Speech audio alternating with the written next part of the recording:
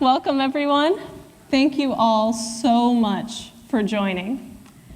My name is Sandra Swade, and I'm so excited to be here to talk about a favorite subject and passion of mine, quantum computing. This is The Future is Quantum, where I'll be giving you all an overarching introduction to the world of quantum computing. So, let's get started, shall we? So what is quantum computing? Perhaps you're here today because quantum computing is completely new and foreign to you, and you're curious. What is quantum computing? How do quantum computers work? Or maybe you're already familiar, and you're here to find out what the latest status of the research is, or what the implications of an existing universal quantum computer would be. Well, I'm hoping to answer all these questions for you today. So allow me to start with the first. What is quantum computing? The study of quantum computing is the ongoing research and development of creating a new class of computers centered around the principles of quantum theory. Our current class of computers, in contrast, are called classical computers. This describes your PC, your MacBook, your smartphone. And for the remainder of this talk, I'll keep referring to these technologies as classical, since they're the standard way of computing. And if you remember the state of phones and classical computers from just 20 years ago, you'll quickly realize just how far they've progressed computationally in the past 20 years. Quantum computing is the next step. Quantum computing harnesses certain phenomena of quantum mechanics to deliver a huge leap forward in computation for solving certain problems. That's because, for some problems, even the world's fastest supercomputers just aren't that super. Let me give an example. Say, I want to find the optimal seating arrangement for 600 lovely women at a computing conference in Orlando. Now, a problem like that grows factorially as the number of women increase. Supercomputers have to analyze each combination one after the other, which can take a really long time. Quantum computers aren't held by the same constraints. A combinatorics problem like the seating arrangement one I just mentioned could, at scale, take literally the age of the universe to compute. But with already existing algorithms on a quantum computer, solving at scale could take mere minutes. This paves the way for some amazing potential applications of quantum computing. These use cases typically fall into three major archetypes: machine learning, optimization, and simulation. We can use quantum computers to improve our machine learning algorithms through faster computations, better generalizations on less data, or both. We can use them to solve optimization problems like the seating arrangement one I just described, or to improve our supply chain logistics. And quantum simulation is an area where quantum computers particularly shine, because classical computers have a hard time simulating quantum systems. These could be things like simulating chemical reactions, prototyping new materials. By using a quantum computer to simulate them, we can save a lot of time and money over physical lab work. This can revolutionize fields like sustainability research, pharmaceuticals, and drug discovery. Now, all of these applications are very exciting, and we should be excited. But to avoid the dangerous trap of misunderstanding what quantum is better suited for, I wanted to explain some of the hype around quantum computing and better explain what quantum advantage is and what it isn't. So I'll be going through a few common myths now. Perhaps you've heard that quantum computers will replace all classical computers. This is a myth. Quantum computers have benefits for solving certain problems over classical computers, but classical computers aren't going anywhere. They're far cheaper, very powerful, and the use cases that quantum can solve for are generally too niche for the everyday computer need. Perhaps you've heard this one's really pervasive. Quantum computers try all possible answers in parallel, and that's how they achieve such enormous speedups over classical computers. This is also inaccurate. Later on in this talk, you'll find out more about how quantum algorithms choreograph quantum circuits to get the highest probability of resolving to the correct answer. It isn't a matter of trying infinite possibilities in parallel at once. This one might be painful for some of you. Quantum computing is always 20 years away. Well, I can't tell you for certain if this is just a myth or not. But I'd like to take a quick pause here, do a quick sidebar. Recently, a dear friend of mine recommended a book called How to Invent Everything. And the premise of that book is, you're a time traveler, and you've been dropped somewhere along the course of the world's history, from the dawn of the universe to today. How can you recreate all of our present-day technology from the point that you've been dropped off at? I thought that was an interesting concept, but I figured that's just present-day technology. What about the future? So let's find out ourselves what 20 years away can look like. Starting now, all of you are time travelers, and we're going to the year 2042.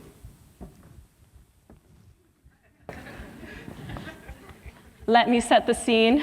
Somewhere, could be New York, could be Orlando, could be Mars. We're all living in an incredibly efficient, waste-free society. Since the advent of quantum computers, we've optimized our food and waste transportation systems. We found new sustainable materials. We brought our dangerous greenhouse gas emissions down immensely.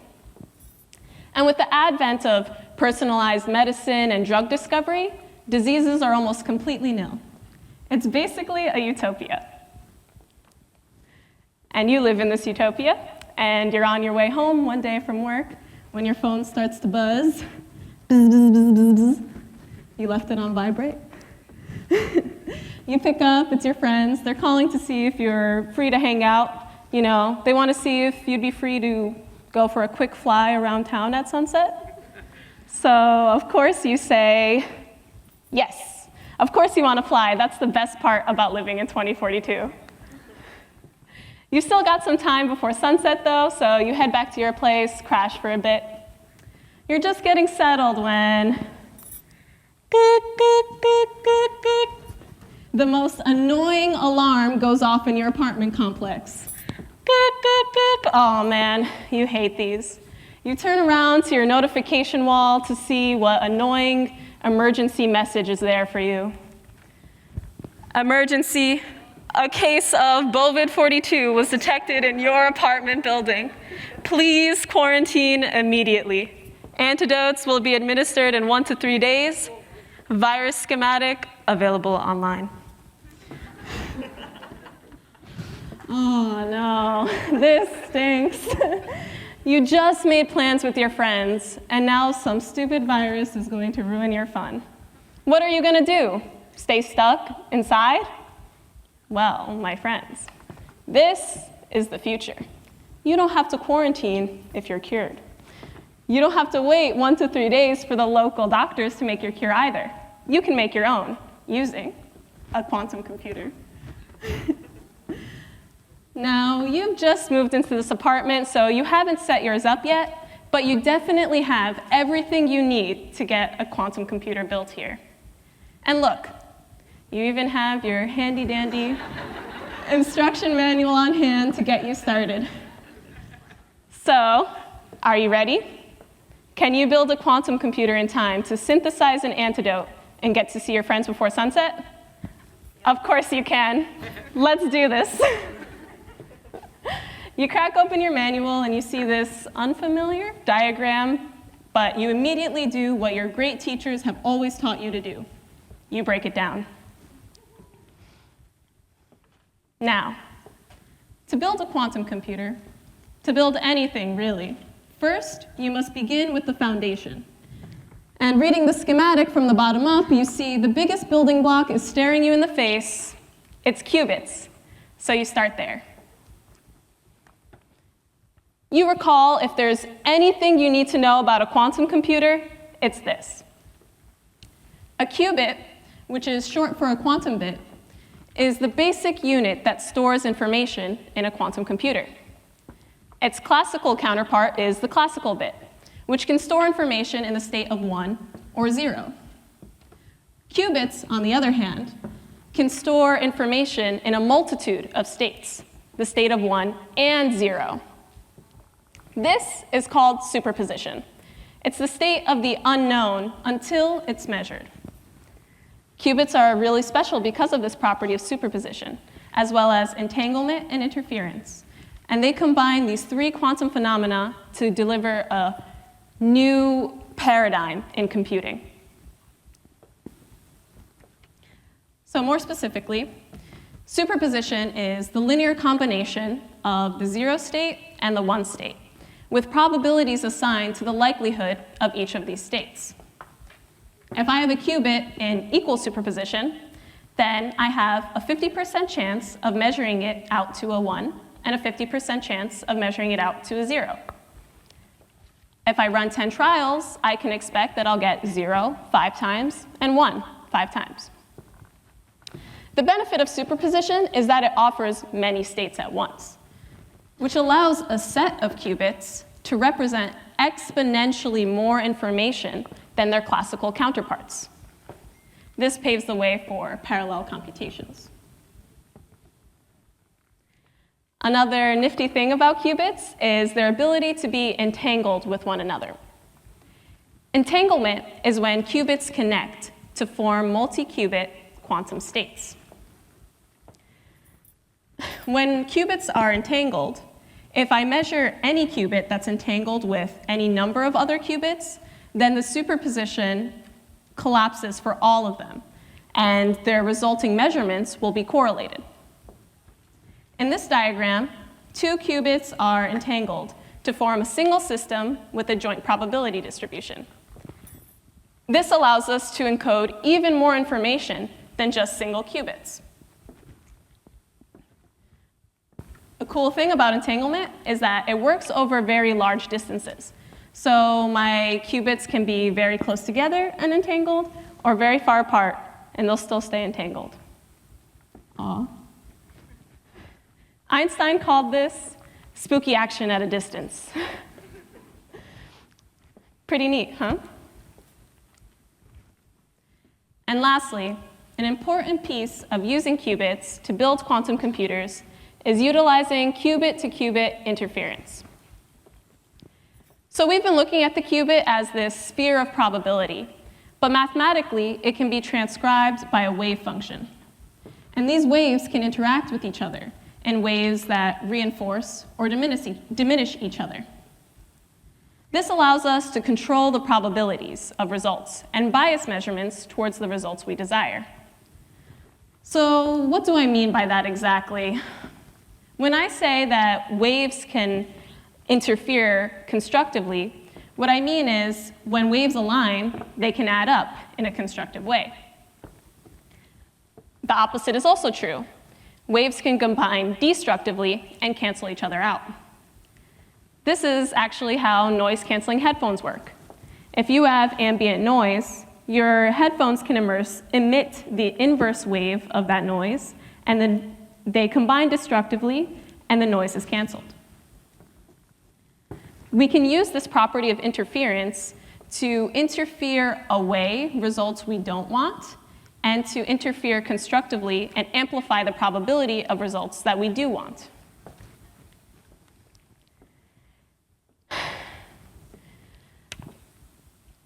So now that we understand the quantum properties that make up a qubit, it's time to choose a real manifestation of one for your quantum computer. At the time of your instruction manual, 2022, superconducting qubits were the most popular approach. It was believed that if a qubit could be made out of superconducting material, it could be the holy grail qubit. That's because it could leverage the same superconducting fabricators out there that make our classical technologies. But just like a classical bit can be made out of holes in a punch card or magnetized sectors of a hard drive, we have options for our quantum bits as well. Qubits can be made out of fundamental entities like atoms, electrons, photons.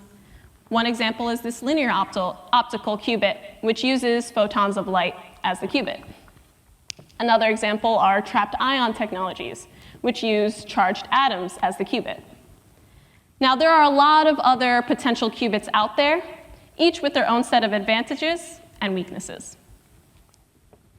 Now, you live in 2042, so you're just going to choose the provably best qubit for your quantum computer. And the best one is the one that overcomes the obstacles of making it in the first place. These primary obstacles are noise and decoherence, which occur when your qubits interact with anything that they're not supposed to. This can unfortunately affect your quantum state and skew your results, making computations random gibberish. Noise and decoherence are the primary obstacle to scalability. For each qubit, you need wires to measure and manipulate it. But as the number of qubits grow, the number of physical control you need around the qubit grows linearly, which is a massive engineering problem. And at the time of 2022, your instruction manual, it was a big question to ask if a quantum computer could be made with a large number of qubits, or if noise and decoherence would ruin everything. But in 2042, you all have already sorted all that out already. So you remember what a qubit is again. You set up your monitor, keyboard, tower, and you plop in the qubit of your choice in there. You glance back at the schematic. Great, you're a third of the way there. Now that we've designed our qubit, it's time to work on the circuitry that's going to operate on it. Let's delve into the quantum computer architecture. So today we'll be building a gate-based quantum computer. But before we talk about gates, let's talk about circuits. Quantum circuits are computational routines that perform operations on qubits. A circuit will look similar to this diagram here. Each horizontal line in the circuit represents a qubit, with the left end of the wire being the initial quantum data, and the right end being the final data upon measurement. This allows us to take in classical information and output a classical solution after it's measured. These blue, green, and pink boxes are called quantum gates, and each of them serve a specific function. We can use the composition of quantum gates in quantum circuits to utilize those properties we just learned about, superposition, entanglement, and interference, to make computations on qubits. As promised, it's time to talk gates. Quantum gates are the building blocks of quantum circuits. They're like logical gates for digital circuits, but they have different functions. Some are novel, like the Hadamard gate, which operates on a qubit by placing it into a state of superposition. The measurement operator collapses superposition, i.e., taking a measurement. And some gates take clear inspiration from classical gates, like the X gate, which is an analog to the NOT gate, also called a bit flip. So, to give an overview of everything we've covered so far, we can entangle many qubits together to form this multi-qubit state of superposition of all possibilities. We can then run a quantum circuit on that multi-qubit superposition and interfere away results we don't want and amplify the probabilities of results that we do want. Then we can take a measurement and hopefully be left with the solution we intended. Some other important things to consider in your architecture are quantum error correction schemes, which exist to fight noise and decoherence. Your compiler is also important. It optimizes the number of noisy operations to obtain the highest fidelity of encoded states. Now you're ready to design your quantum processor. So you do that, and you plop it into your tower, but your computer still isn't happy. Well, that's because all you're missing is the algorithms that'll take advantage of your quantum hardware. You're missing the instruction set. Your computer just doesn't know what to do with all the power it's got. Now, there are many quantum algorithms, but in the interest of time and meeting your friends at sunset, you decide to focus on two of the most famous and historically important. Theoretically, there are a lot of problems we can solve that are thought to be intractable on classical computers. One algorithm emerged to solve such a set of problems, called Shor's algorithm.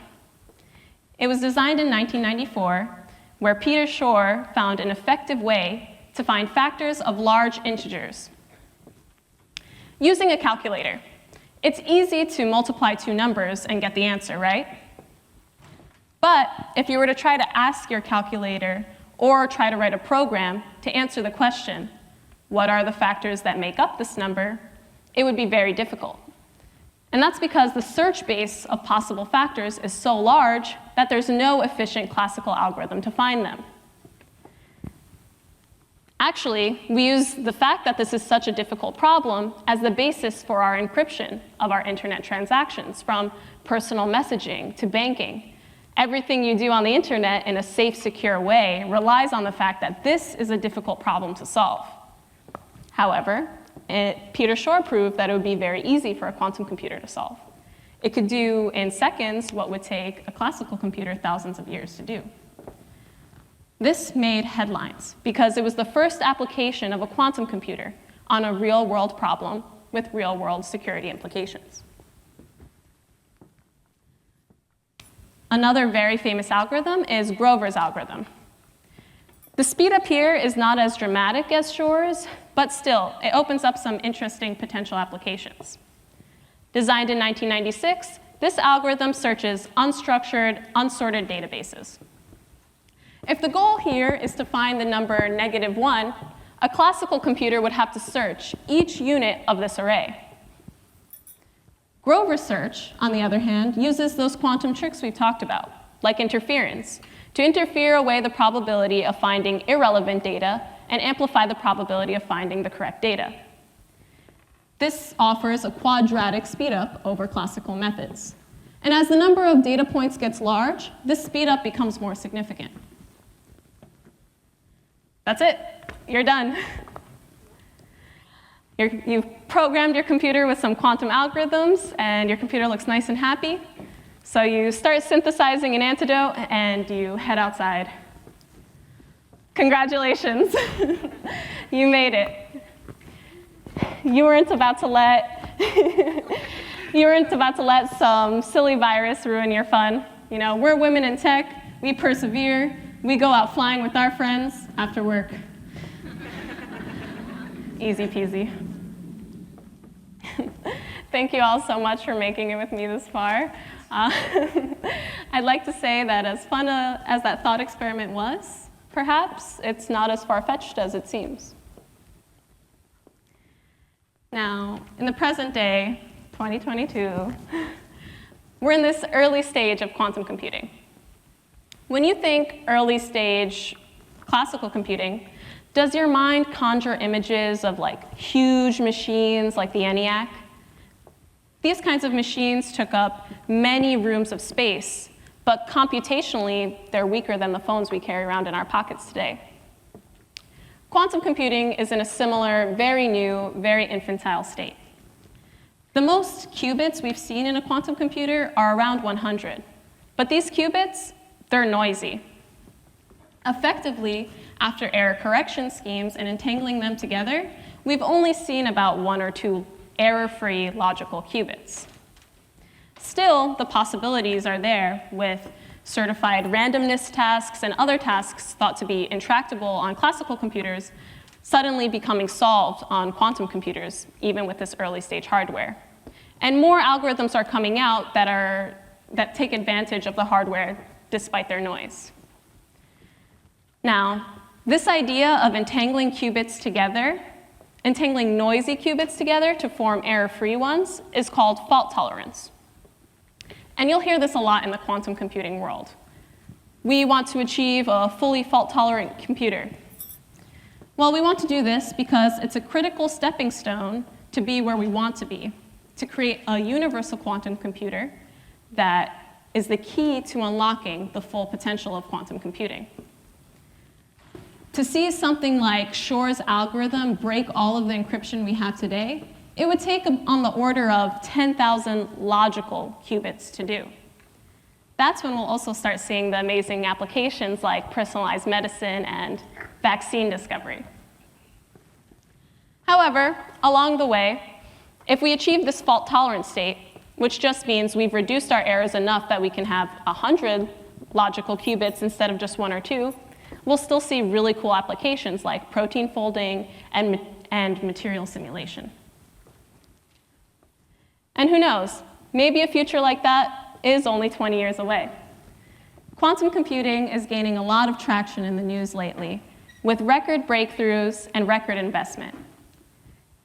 In 2019, Google published their landmark quantum supremacy claim by solving certified randomness, a problem thought to be intractable on classical computers. In 2021, private investment was over $1.7 billion, more than twice the amount that went in the year before. And every day, more and more breakthroughs are coming out as researchers try to find that holy grail qubit that will ideally be the most effective, most easily scalable, and preferably cheapest option to build future quantum computers with. If any of this has piqued your interest, I've listed some resources here to help you out. There are many open problems to be solved in quantum computing. I've listed a few, but really there's so much more. From material science and engineering problems, like designing qubits to try and find that holy grail qubit, to software challenges like benchmarking quantum runtimes, developing error correction strategies for noisy hardware, and developing algorithms that are effective despite that noise. There's also a lot of free educational material online as well, from textbooks, open source simulators, educational games, and there's a large online community that's very supportive. If you'd like to learn more, please don't hesitate and feel free to reach out to me. I'll post my contact details at the end of the talk. Finally, I'll conclude with a favorite quote of mine from one of the most inspirational physicists of all time, Richard Feynman, who said, "Nature isn't classical, damn it. And if you want to make a simulation of nature, you'd better make it quantum." The world will benefit from a quantum computer, so we better make it. Thank you.